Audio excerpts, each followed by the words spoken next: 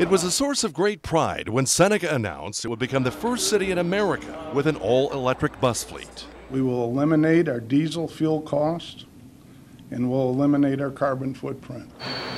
And these weren't just any buses. They were Proterra buses, manufactured in Greenville, just up the road.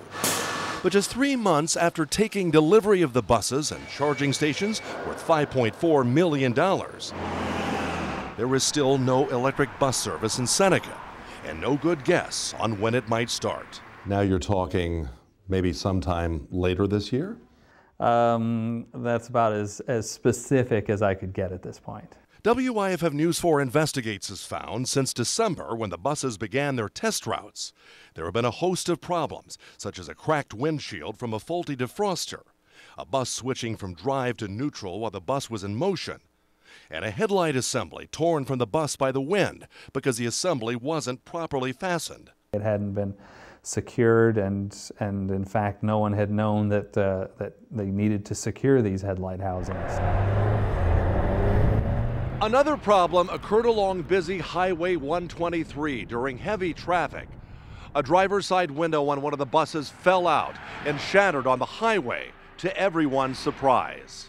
When that happened, a third-party inspector was brought in to see what was going on. He discovered the window had been installed with a seal that wasn't standard in Proterra buses. And there were other anomalies, such as wiring harnesses that differed from bus to bus.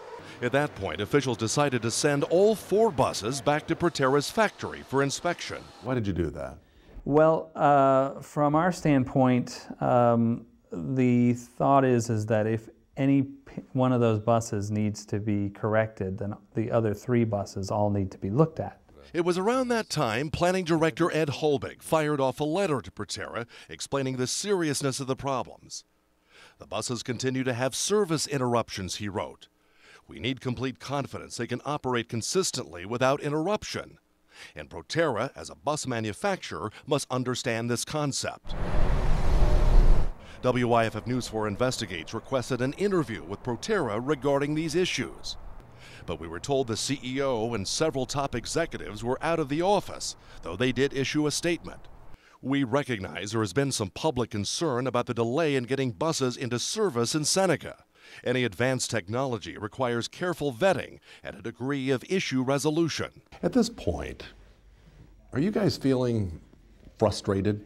I don't think so. Holbig only has good things to say about Proterra, despite the issues with their battery-powered buses. Sounds like you've been very patient with the whole process. Well, we have as well, because it's not going to be to anyone's benefit to rush something like this.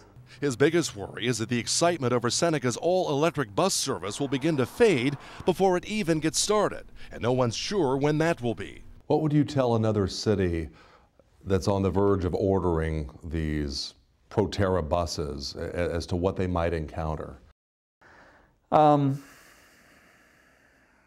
Patient. Be patient. Patience and the hope that these buses will be worth the longer than expected wait.